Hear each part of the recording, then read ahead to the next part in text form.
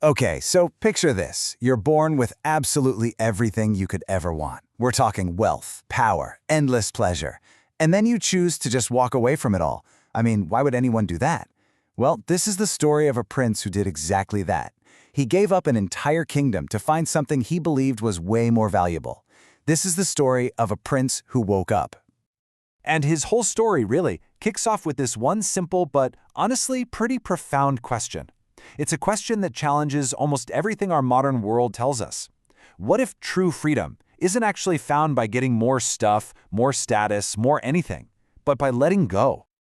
All right, so let's dive in. Our story starts with this young prince. His name is Siddhartha Gautama, and he lived in a world of just unimaginable luxury. I mean, it was a perfect world, one that was carefully, meticulously crafted for him by his father, the king.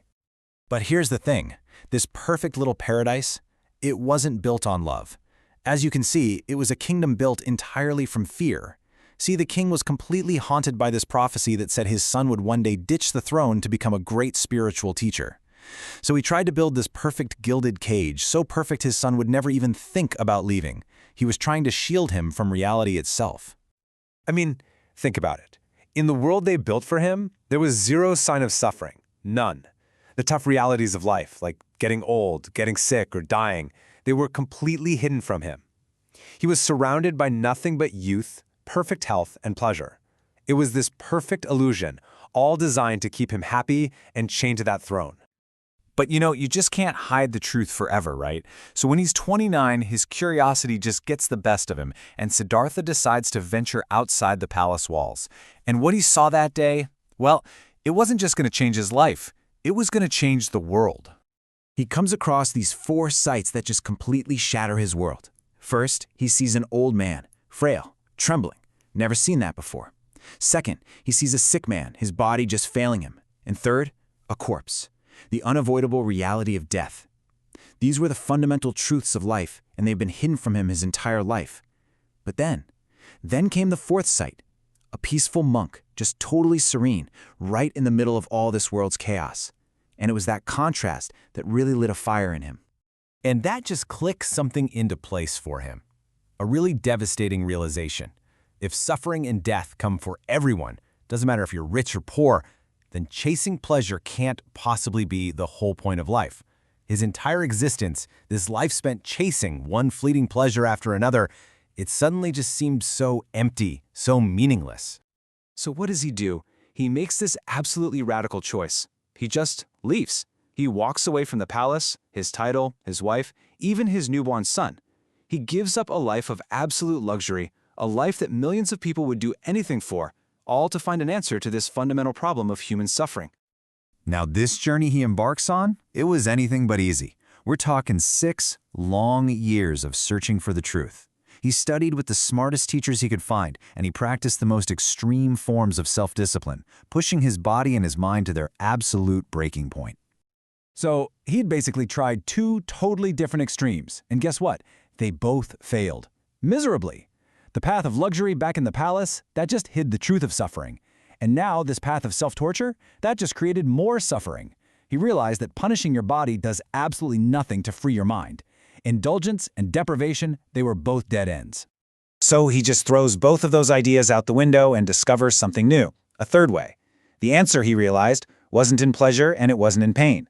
It was somewhere in between. He called it the middle path, a path of balance, of clarity, and of seeing life exactly as it really is.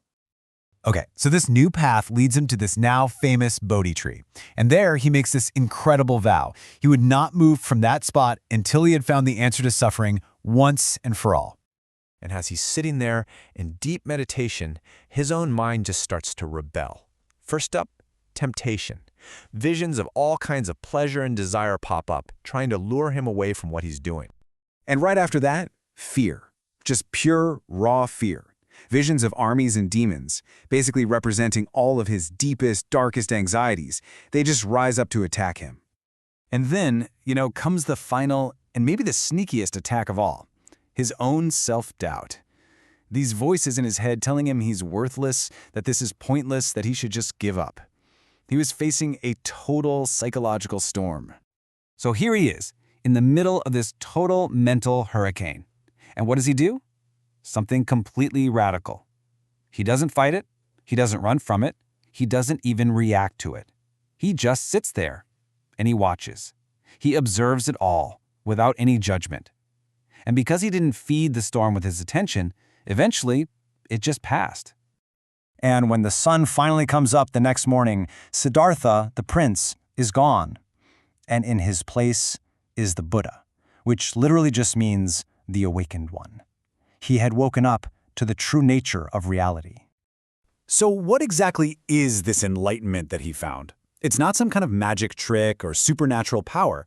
It's actually something deeply practical. It's the mastery of his own mind. It's the ability to see reality clearly, without all the distortions of fear or desire or ego. It's the ability to feel your emotions without completely drowning in them. And this, right here, is the absolute heart of his teaching. Real freedom doesn't come from changing the world outside of you. It comes from understanding the world inside of you. When you actually understand your anger, it starts to lose its power over you. When you face your fear head-on, it begins to shrink. The key isn't to destroy these things, but to understand them. Okay, so why are we talking about this? This ancient story isn't just a history lesson about some prince from long ago. It's really about you. Because, look, you might not live in a palace, but we all build our own kinds of invisible walls. So I've got to ask you, what are your invisible walls? What are the things you've built up around yourself that keep you from feeling truly and completely free?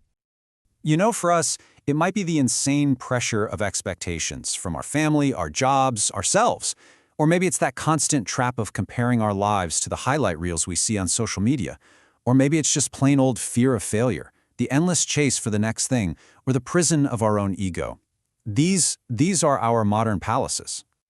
The good news is, the Buddhist journey kind of gives us a roadmap, right? A way out. It starts with something so simple. Just breathe. Ground yourself in this present moment. Then you observe. Watch your thoughts and your feelings come and go without getting totally swept away by them. From there, you can start to understand where your pain is really coming from. And once you have that understanding, you can begin to let go. And that, right there, is the big takeaway, the most important insight of all. The path isn't about escaping your life to find some peace and quiet somewhere else. It's about waking up right in the middle of your life, with all of its messiness and all of its beauty. So the real question is, are you ready to open your eyes?